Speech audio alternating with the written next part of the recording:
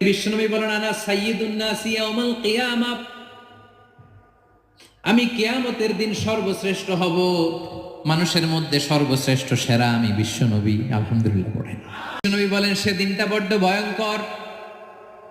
সেদিন কেউ কারো কোনো উপকারে আসবে না, বন্ধু বন্ধুর কাজে আসবে না, স্ত্রী স্বামীর উপকারে আসবে না, স্বামী স্ত্রীর উপকারে আসবে না, পীর সাহেব মুরিদরে বাঁচাতে পারবে না, মুরিদ পীর সাহেবরে বাঁচাতে পারবে না, নেতা কর্মীর পরিচয় দিবে না, কর্মী নেতার পরিচয় দিবে না, ভাই বোনকে চিনবে না, বোন ভাইকে চিনবে না, বাবা তার সন্তানকে চিনবে না, মেয়েকে দেখে মা দৌড়ে দৌড়ে পালাবে।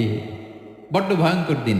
পুরো জমিনটা সমান হয়ে যাবে, ফ্ল্যাট, এখন তো গোল, সবাই এক জমিনের উপরে দাঁড়াবে, সূর্যটা মাথার কাছে চলে আসবে, সূর্যের গরমে মানুষের মাথার মগজ গলে গলে কানের ছিদ্র নাকের ছিদ্র দিয়ে বেয়ে বেয়ে পড়বে।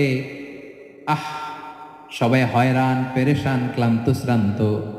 মানুষগুলো বলবে বাঁচার কোনো উপায় নাই। 50,000 বছর মানুষ এরকম দৌড়াবে, চিৎকার করবে, কাঁদবে, বাঁচার কোনো উপায় নাই। সবাই বলবে আহ, আল্লাহ যদি বিচারটা শুরু করতো, যা হবার হবে, আগে বিচার শুরু করুন। বিচারই শুরু হয় না। কঠিন মুসিবতের কালে, এই কঠিন সময়ে কেউ আল্লাহর দরবারে দাঁড়িয়ে একটা টু শব্দ করার ক্ষমতা কারো নাই, একমাত্র আখিরি জামানার পয়গাম্বর বিশ্বনবী মুহাম্মাদুর রাসূলুল্লাহ ছাড়া। এই বিভীষিকাময় সময়ে, মুসিবতের কালে মানুষগুলো পাগল হয়ে বিশ্বনবীকে খুঁজতে আরম্ভ করবে। সবাই মিলে বিশ্বনবীর কাছে যে